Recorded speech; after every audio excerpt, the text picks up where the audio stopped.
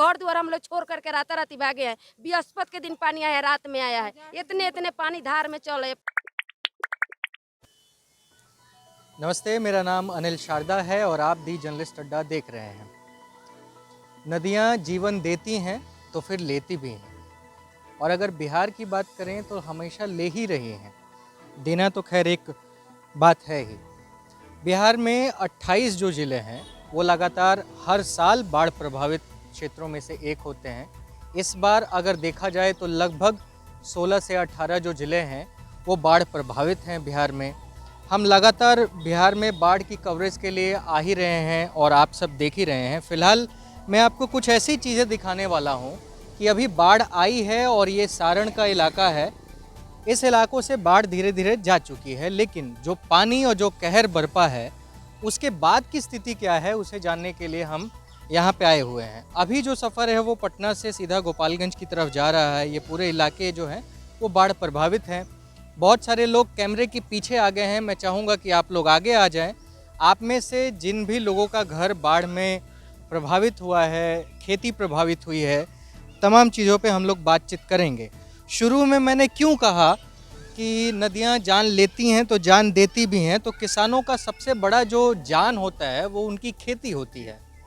और हर साल जब बाढ़ आता है और उन खेतों में अपने साथ रेत, बालू, तमाम चीज़ें लेके आता है, तो उस खेत की जो उपजाऊ शक्ति होती है वो कम हो जाती है, और उस वजह से कई बार 1 साल तो 2 साल तक आप लोग खेती भी नहीं कर पाते हैं किसान।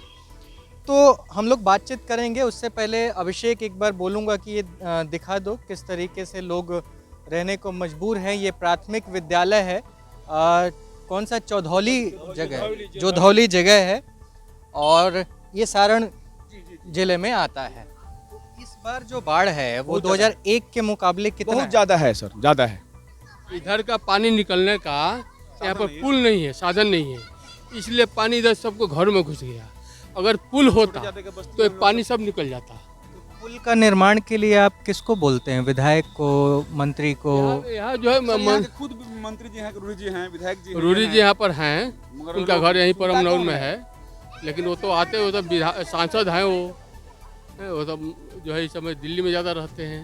अब उनको विधायक लोग कहेंगे तब तो मतलब होगा ना। मैं आपसे एक चीज़ समझना चाहता हूँ कि इस बार जो खेत में बाढ़ आया है तो क्या अभी 6 महीना बाद आप दोबारा उसमें उपज उपजा लेंगे या फिर ऊपर?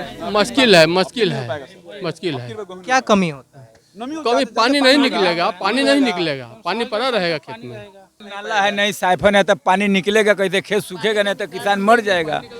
पूरा बस्ती के लोग दहा गल बा। एक जना दहाल बा, रूरी जी, राजू प्रताप विधायक जिन बा नेता, उनके घर पेपर में आउट भइल बा, या चाहे सब रेडियो और टीवी में बजे रूरी जी का घर दह गया, और आम जनता आके भूखमरी से पटाइल बा। भूख के एक टाइम खाता, दूसरा टाइम के झोंकता, ओकर कोनो फिक्र नहीं है, लेकिन रूरी जी के घर दहा गया। अभी तक हमने के कोई विधायक चाहे मुखिया कोई आके न तिरपाल देले बा। माल के सगरो अभी मकेर में परसा में देखा था, चोकर तक ले मिलता, भूसा तक ले मिलता, यहाँ कोई देखे नहीं के आवत। अभी आप लोगों को मतलब बाढ़ के बाद से जो राहत सामग्री देने वाली चीज़ें होती हैं विधायक के द्वारा, लोगों के द्वारा, उसमें कुछ मिला? ना, ये में खाना मिल रहा है, बस सिर्फ खाना मिला था, इसके बाद में और कुछ नहीं मिल रहा है। खाना कौन दे रहा है? ये हमने के विधायक जिन पर देता, सीओ देता है, सीओ। हाँ, हाथना पानी हेल के आवता नहीं, सब सारा लोग सब घर डूब गइल बा, रहे के शरण नहीं खे। घर का सामान उमन का है? उहे तन मनी आयल बा, वही में दहाता। देखिए, मैं पहली बार बाढ़ की रिपोर्टिंग कर रहा हूँ, खासकर बिहार में। बिहार से होने के बावजूद भी कभी नहीं रहना हुआ, तो बिहार को हम लोगों ने उस तरीके से जान नहीं पाए। लेकिन हाँ, अब ये मौका है तो एक बार हम बिहार में भी आए हुए हैं और बिहार की चीज़ों को भी जानने की कोशिश कर रहे हैं। फ़िलहाल मैं इन लोगों से ही जानने की कोशिश कर रहा हूँ कि जो बाढ़ एक बार आता है, कमर भर पानी है, तो इन पानी को निकलने में कितना समय लगता है। और जो मेरे मन में एक सवाल है, वो सवाल होना भी लाजिम है कि अगर किसी एक घर में बारिश का पानी या बाढ़ का पानी जिस तरीके से आता है, इतने की बात जो लोग कह रहे हैं, उस घर का सारा सामान, सारी चीज़ें सब खराब हो जाती हैं। जब लोग बाढ़ का पानी देखते हैं और भागते हैं तो वो अपना पंखा, कूलर, एसी, टीवी, फ्रिज नहीं निकालते हैं, ना ही बर्तन निकालते हैं। 2 कपड़ा और अपने बच्चों को उठाते हैं और वहाँ से भाग लेते हैं। तो आखिर उनके सामानों का क्या, उन सारी चीज़ों का क्या? अगर हम किसी को 2 वक्त का भोजन दे देते हैं तो क्या उस भोजन से इनका जीवन पार लग पाएगा? क्या ये जो खोते हैं इन बाढ़ों में, क्या सरकारें इसकी भरपाई कर पाएंगी?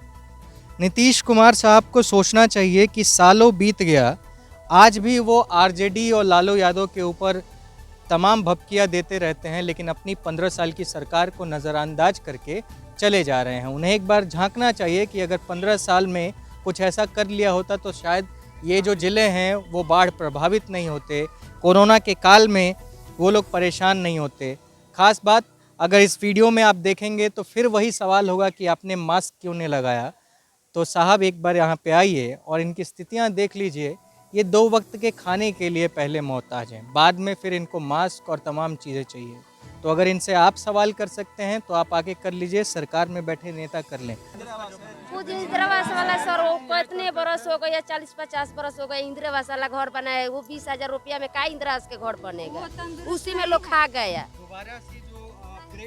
नहीं सर, हम लोग के नहीं आया है, वही इंदिरा आवास के बने हैं। वो 20,000 रुपया में लोग 10-10,000 रुपया खा गए। गरीब आदमी जेने तेरे से कर्जा पैसा कर करके वही घर बनाए, वो घर चुह रहा है, हाथना पानी बा वो घर बैठ रहा है। का उसमें होगा? गरीब आदमी का क्या होता है? कुछ भी नहीं हो। यही गिरी बाबा है लोग के नान जात के लिए ये लोग बेचारा हम लोग के जिया रहा है, ना तो हम लोग कब में मर जाते। वो वीडियो साहब को लगे लो धाव धूप किए कि एक हरजन बेचारा मर रहा है, कुछ आप मदद कर दीजिए। वही वीडियो साहब कुछ मदद के हम लोग के हार मिल रहा है, ना तो बच्चा चाचा सब मर जाते। जैसे घर द्वार हम लोग छोड़ करके राताराती भागे हैं। बृहस्पति के दिन पानी आया है, रात में आया है। इतने पानी धार में चले। पहले बारिश के पानी था गरहा गुरी में, इसके बाद में बाहर आ गया। हम लोग घर छोड़ छोड़ के भागा। एक साड़ी दे पर रख रहा है। बाल बच्चा के भी एक कपड़ा है। क्या करे हम लोग गरीब आदमी, कहाँ जाए? यही लोग बाबा लोग हम लोग के जिया रहा है, पतिरपाल कर रहा है कि कहाँ जाएगा हर जन आदमी, गरीब आदमी। हम लोग के पास में भी इज्जत है, बेटी पतु 1-2 है। यही तो बात है सर जी।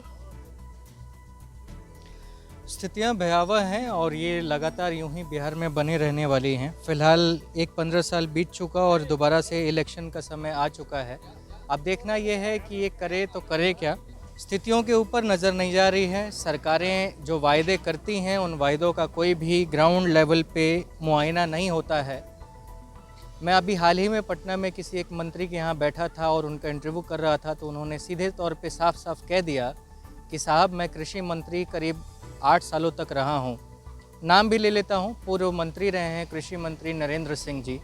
वो कहते हैं कि अगर आप हर साल जाके अगर सीबीआई की जांच करवा ले, बांधों को कोई टीम बना ले गठित करके और बांधों का निरीक्षण करवाएं, तो आपको मालूम चलेगा कि बांध बनवाने के लिए हर साल हज़ारों करोड़ रुपए की धन उगाही होती है और हज़ारों करोड़ रुपए का घपला भी हो जाता है, लेकिन उन बांधों की मरम्मत आज तक कंप्लीट नहीं हुई। तो आखिर क्या कारण है कि हमेशा हर साल उन बांधों पे मिट्टीकरण होता है, लेकिन वो बांध हर साल टूटते हैं, हर साल बाढ़ आती है, हर साल हज़ारों लाखों परिवार सड़कों पे आ जाते हैं, उनके घर के बच्चे तमाम लोग सड़कों पे आ जाते हैं, लेकिन सरकार फिर से वही हाथ मलती रह जाती है। और अभी हाल ही में मुख्यमंत्री जी दरभंगा का दौरा करके गए हैं, वो भी अपने हेलीकॉप्टर से। फिलहाल इस वीडियो में सिर्फ इतना ही। मेरा नाम अनिल शारदा है, आप दी जर्नलिस्ट अड्डा देख रहे हैं। अभी गोपालगंज और तमाम जगहों की रिपोर्टिंग बाकी है। एक बार दरभंगा फिर हम जरूर जाएंगे। धन्यवाद।